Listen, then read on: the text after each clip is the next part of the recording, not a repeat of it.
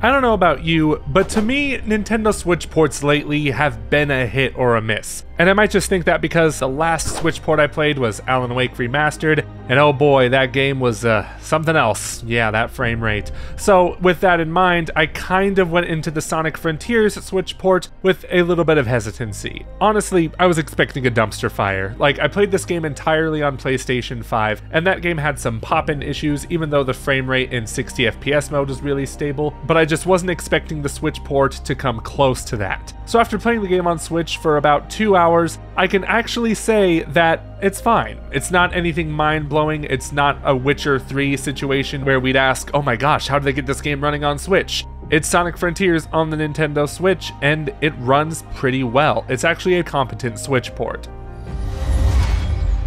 First, let's see how it looks in comparison to PlayStation 5, and obviously it doesn't look as good. The resolution is lower, the textures are muddier, the frame rate is cut in half, but it's compromised as you'd expect to see in a Switch port at this point, so it's not exactly surprising. It should also be noted that this port is using AMD's FSR upscaling technology, which has lately been the talk of the town in the PC gaming realm, as it's been improving and becoming quite the competitor to Nvidia's DLSS. Now, it's not like I can turn that setting off and show you how this game looks without FSR, but it is kind of an interesting thing to note that this is using upscaling technology, and for the most part the resolution looks fine. It's not mind-blowing like I said, but if it's making the game run at a consistent frame rate, fine by me. Now, to say the frame rate of 30 FPS is consistent might be stretching it a bit, as I have noticed some frame pacing issues, meaning that the frame rate will occasionally stutter every now and then, making the image look like a TV show that's buffering on a streaming service at times. I did not happen to notice this though in the cyberspace stages,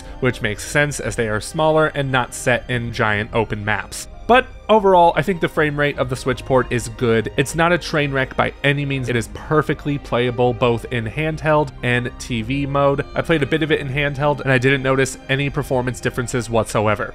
However, I think the Switch port has more noticeable pop-in than on PlayStation 5, and the PS5 version has a ton of pop-in. But either way, I didn't really think that this was detrimental to the Switch version. Yes, it is something you noticed. Yes, you might get annoyed by it a bit. However, it's not really anything game-breaking. I felt this way on PlayStation 5, and maybe I sort of became numb to it, which is why I didn't care much when I saw it again on Switch. Although it's weird how the pop-in happens during cutscenes on Switch. That's kind of strange, but again, it's nothing that I'm really too concerned about. So overall, I think the Switch port of Sonic Frontiers is good. It's not great, not amazing, it's not terrible either. It is perfectly acceptable. So if the Switch is the only platform you're able to play the game on, go right ahead, pick it up on Switch. I don't think you're going to regret it. But if you also own a good PC, a PlayStation 5 or a Series X, I would definitely recommend picking up the game on those platforms because that 60 FPS mode makes a world of difference. PS4 and Xbox One I don't think have 60 FPS, which is a bummer, but if you had to choose between one of those consoles and the Switch port, you might still want to pick it up on those for that higher resolution. But if you're also a person who likes playing their games almost exclusively in portable mode, Sonic Frontiers is great for on the go. Now, I want to hear from you. Do you plan on picking this game up on the Nintendo Switch? Did you already buy it on the Switch? Let me know how you feel about it in the comments below, and check out the videos on the right for more topics you might be interested in. Until next time, bye.